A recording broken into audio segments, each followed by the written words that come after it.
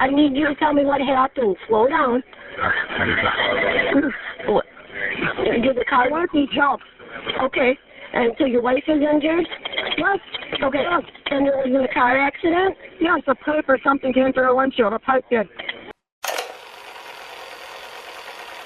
At 7:30 a.m. on September 16, 2016, in La Crosse County, Wisconsin, Todd Kendhammer and his wife Barbara were up early ready to start the day.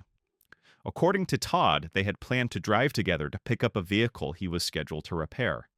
The plan was to drive the 20 minutes to Holmen together, where Todd would pick up the truck and then Barbara would drive to work. At around 8 a.m., as they traveled north, a truck appeared in the opposite lane, hauling a load of metal materials. Suddenly, a pipe, roughly 53 inches long and 1.5 inches in diameter, flew off the back of the truck. It crashed through the front windshield of their car, striking Barbara violently in the head and upper chest. Barbara slumped over, unconscious and severely injured. Todd immediately made a right turn onto Burgham Cooley Road. In a panic, Todd threw his car into reverse and ended up stuck in a ditch. He exited the vehicle and ran around to Barbara's side. He pulled her from the passenger seat, laid her in the grass, and frantically dialed 911. And sir, what's your first name? Todd. Todd, okay. And they're gonna help her until somebody gets there, okay? Hurry up. You're gonna hear a dial tone in the phone ring. Just stay on the phone. Let me talk first when they pick up, okay? Mm-hmm. Emergency responders arrived within minutes, and Officer Lance Leffoltz wasn't far behind.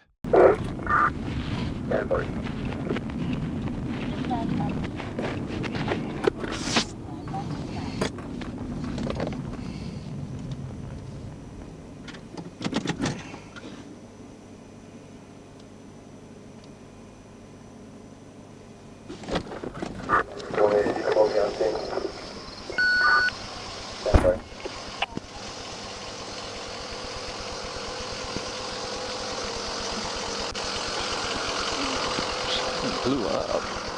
Means something blew up. Confirming code in progress. Come on, bud. Copy, code in progress. I did it harder. Was that bad? No, Was bad?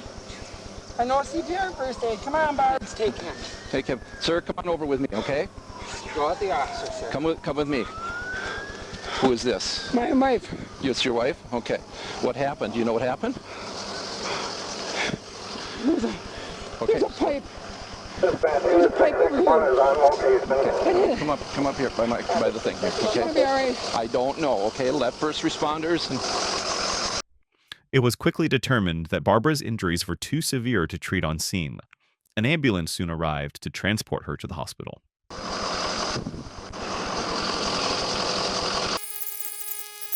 No, I know you got a lot going here. As soon as the sergeant's done talking, they'll get you down there, okay?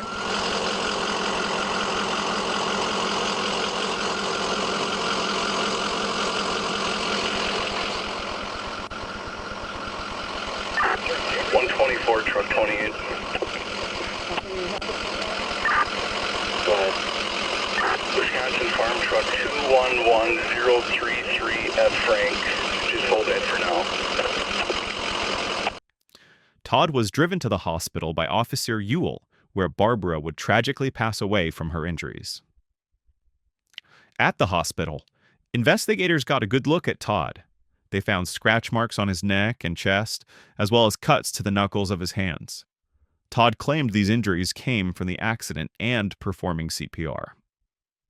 Investigators were immediately doubtful about Todd's story. Over the next few days, police pored over Todd's claims and found many inconsistencies. The first thing that investigators noticed was the strange timing. Barbara was scheduled to work that morning at 8 a.m. at West Salem Middle School. She was described by her coworkers as never being late. However, according to Todd, Barbara had agreed to drive 20 minutes in the opposite direction to help him pick up a truck. This would have made her at least 30 minutes late. Barbara's coworkers did not receive any notification that she was planning on being late, something that had never happened before. For investigators, it got much stranger from there. When police tracked down Jared Logging, the person who Todd claimed to be picking the truck up from, he was extremely confused. He said that he did not need any work done on his truck, and that Todd had no idea where he lived. This appeared to be the case to police since Jared lived south of Burgum Coulee Road, the opposite direction Todd was traveling at the time of the accident. Todd claimed that he was traveling to Holmen, Wisconsin, which is not where Jared lived. After taking a close look at the scene, doubts turned into extreme suspicion. There were multiple impact points on the windshield. Todd would claim that the second impact point was created when he punched the window in an attempt to stop the pipe. Police found this very hard to believe. Shattered glass was found embedded on the passenger seat, which would have been unlikely if Barbara had been sitting there when the windshield was struck. Investigators also found no glass in the passenger door console, which would likely indicate the passenger door was open at the time of impact. The gear shifter had a plastic sheet underneath. A different piece of the plastic sheet would be visible depending on the gear selected. Looking at this picture, you can see that there is glass clearly visible on the entire surface area of the plastic piece with the car in park. This would likely indicate that the car was in park when the glass was shattered. The passenger seat was covered in loose dirt, something that you would likely brush off before you sit down. The pipe was thoroughly tested, and it was found to have no paint transfer from either truck or car. It didn't appear to have been on a moving vehicle recently.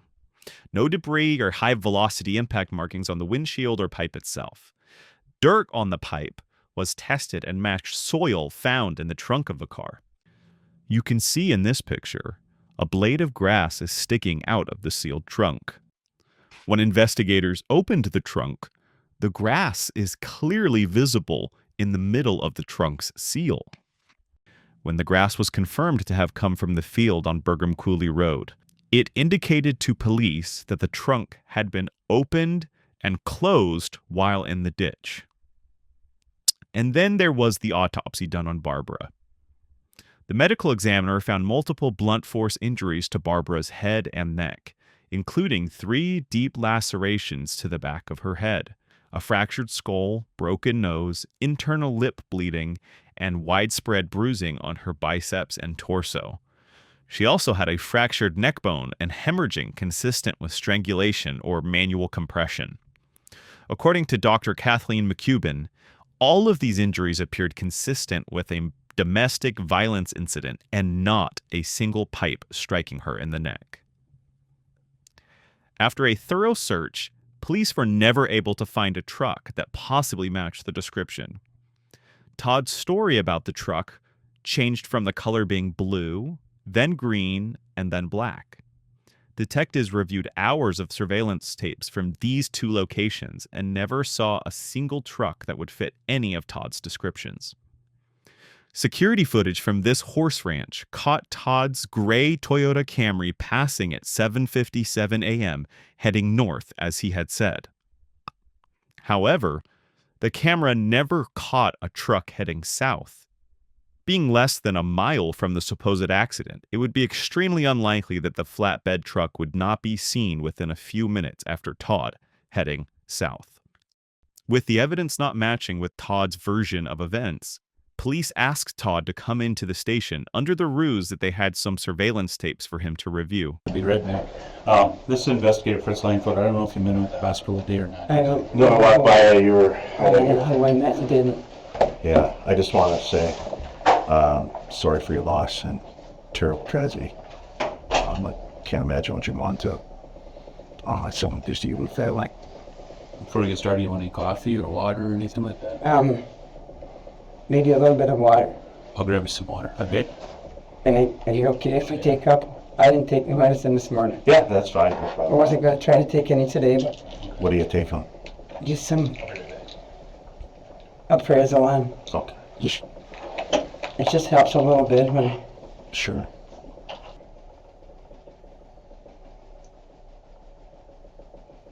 Were you bleeding a lot? no. No. Just had the injury on your hand. Yep, and that wasn't common. It wasn't. You had some on your neck. That was from, I'm assuming that was from when I was sweating so bad. And I was trying to keep the sweat from running down all over. I'm assuming it was from, I don't know. It's going to take her a period of time to get home, so you're looking at 3 o'clock. Yep. Then you got to pack. Yep. Then you're going to do all kinds of stuff. So You're up doing stuff, and you're wondering, oh, I'm going to get to work, right? You're not going to get to work. Right. You know you're not going to get to work. Yep. You're never late. Yeah, I am. No. I've got several points on my attendance You're record. a pretty good employee, according to them. Were you planning on calling sick or planning on calling late? Sick. I wouldn't come back that late. Okay. I think it's You over told us 2 you were hours. coming back. If it was You over, always do that. if it was over 2 hours. You told me you always do that. Okay. Okay. Can I just run through this with you, Ted? And you tell me if you would think anything differently. Okay. So we described the injuries she's had, which are multiple, and you said that you agree that those injuries couldn't happen from a pipe going through the windshield one time. Right. The professionals, those that conducted the autopsy, are telling us the same thing. Impossible. How? So we've gone through those injuries with you. You said she had no injuries beforehand. Not. So you kind of explained the scenario coming from home with your wife on the morning that she had to work. Somehow became important to replace this windshield after a month. I think most people, if you were to say if an object went through your windshield at this driveway, that you probably would have stopped within 100 feet. Or so, certainly not turned off onto the side road, ended up in a ditch after hitting reverse. That seems strange. These scratches that on the chest can't be explained. Some on your neck that you say may be from doing tree stand work. No, I didn't say I was in tree stand work. Please said possible trail riding. No, I said this possibly could be. This, okay. Then the ones on my neck, I have no clue. You have no, okay. I said that. Okay. I said that. Okay. And we work a lot of domestics, and those are very similar to a domestic dispute type Okay. situation. A medical examiner says this very much looks like somebody killed her. Really? So when we get that information, we're going to proceed on that, right? Right. Shortly after his interview with police, an arrest warrant was applied for. On December 6, 2016, Todd was placed on surveillance pending his arrest. Officers followed Todd to a local grocery store where officers intercepted him and placed him under arrest for first-degree intentional homicide of his wife, Barbara. Todd continued to claim his wife died from a pipe and submitted his innocent plea shortly after being arrested. It was almost an entire year later when his trial began. Prosecutors opened the trial with these statements. I won't pretend to you that I know everything that happened that day because I wasn't there. Barb, unfortunately, has passed away. And the only person that can tell us what happened is telling a story that is not true. You won't hear any evidence that Todd and Barbara were fighting. They were married for 25 years. They had 2 children. They had a grandchild. Many people say that they seemed to be a good couple, a happy couple, a normal couple. There won't be any testimony or witness to some sort of argument or history of violent behavior. But in the end, you will be convinced that there was no truck. There was no truck that lost a pipe. Pipe did not fly and crash the windshield. Todd did not hit the windshield before the pipe hit with his fists. And once you understand that the only reality left is an unfortunate one that nobody wants to face and no one wants to admit, but we have to find the truth for Barb. And at the end of the case, I'll ask you to enter a conviction of guilty for first-degree intentional homicide for Todd Kendhammer. The defense then took the stand for their opening statements. When it was clear that Barbara was going to pass away, Todd had spent the entire time in the hospital where she was, as much time as he could by her bedside, holding her hand. You will hear about his DNA on her fingernails. You will hear about how DNA can be transferred simply by touch. You will hear about how DNA among married couples who live under the same roof is transferred from one another all of the time. And when the time came, he held her hand and he said, I will take care of your mom. And I love you too. When you've heard everything, it isn't simply that the state will not have proved beyond a reasonable doubt that he killed his spouse. You will know that Todd Kendhammer could never have even had the thought pass through his head. And I will ask you to find him not guilty. Thank you. Prosecutors called over 30 witnesses to establish much of the evidence we covered earlier. Most notably were first Dr. Kathleen McCubbin, the forensic pathologist who conducted the autopsy. She testified the injuries Barbara sustained were typical of assault rather than a high-speed pipe strike. Second was retired Sergeant Mark Ewell, a retired sheriff sergeant who testified about the circumstances of the interview Todd gave on September 22, 2016. And third was Jared Logging. As covered earlier, Jared testified that he did not need work done on his truck, countering the claim Todd made. Once the prosecution rested, the defense called Dr. Stephen Cook to the stand to counter the claims about Barbara's injuries. In this case, did you reach a conclusion to a reasonable degree of medical certainty about the cause of Barbara Kendhammer's injuries? Yes, I did. Can you tell the jury what that opinion is? I think the injuries here are entirely consistent with the accident as was described by Mr. Kendhammer. But you see something coming at the windshield. Now, he tries to hit the windshield. The windshield has a dent going outward, so he obviously had to have hit the windshield to make a dent go outward. That's a reaction. You're trying to do something. What's going to happen with your left hand when that occurs? You ever reached across to just get something in the car? You're going to pull the wheel. So you're going to have a little of this action happening in the car when this happens. It's going to go side to side and sway a little bit. That's his side of the car. Her side, she sees this coming. She ducks. That's the only thing she can really effectively do is try and duck. Now she's holding a large coffee mug. She's holding this. Maybe had just taken a sip of coffee. Now sees this. She goes to duck, gets as low as she can forward. Pipe comes in. First blow, the long laceration is the pipe. Now the pipe, when Hollywood puts a pipe through a windshield, it goes right through you. Okay, pins you to the seat. Depends if it's Quentin Tarantino, then it goes to your forehead. But Hollywood has the pipe always go through you. Stuff comes in, it moves. In this case, it doesn't have to go through you to do damage to you. It comes in right next to her. Bam! She's right next to her. She's going in. She's heading into it. Side of the pipe. That's the blow that created the bleed in the brain and knocked her unconscious right at that moment. Doctor, may I interrupt you? Yes. May I have you? On December 14th, 2017, closing arguments were delivered.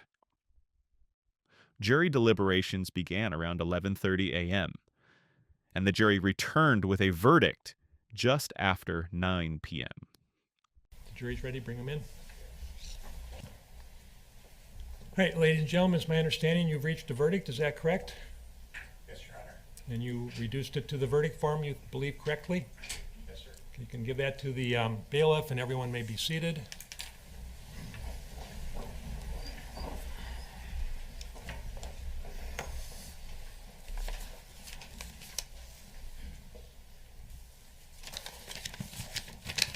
Mr. Kendhammer, if you'd please rise for the reading of the verdict. State of Wisconsin versus Todd A. Kendhammer, 16 CF 909. We, the jury, find the defendant, Todd A. Kendhammer, guilty of first-degree intentional homicide as charged in the information. dated this 14th day of December, 2017, signed Timothy, foreperson. You may be seated. Todd Kendhammer was sentenced to life in prison, with parole eligibility after 30 years, meaning he could be considered for release around 2048. In the years following his conviction, Todd Kendhammer launched a series of post-conviction appeals, claiming his trial attorneys failed to present crucial evidence and expert testimony that could have changed the outcome. His new legal team, including high-profile defense attorney Jerry Booting, best known for the Making a Murderer case, argued that Todd's original defense team didn't fully investigate alternative explanations for the injuries, nor challenge the state's timeline effectively. But after multiple hearings and expert testimonies, a judge denied his motion for a new trial in 2023, stating that even with new expert opinions, there was not enough to overcome the overwhelming evidence presented at trial. Still, Kendhammer's legal team has vowed to continue appealing. To this day, Todd Kendhammer's children stand by him, insisting he's innocent. And despite a guilty verdict, a growing number of people online and in legal circles continue to question whether justice was truly served. Let us know what you think in the comments. Was the evidence enough to convict, or does reasonable doubt still remain? Thank you very much for watching. Don't forget to like and subscribe.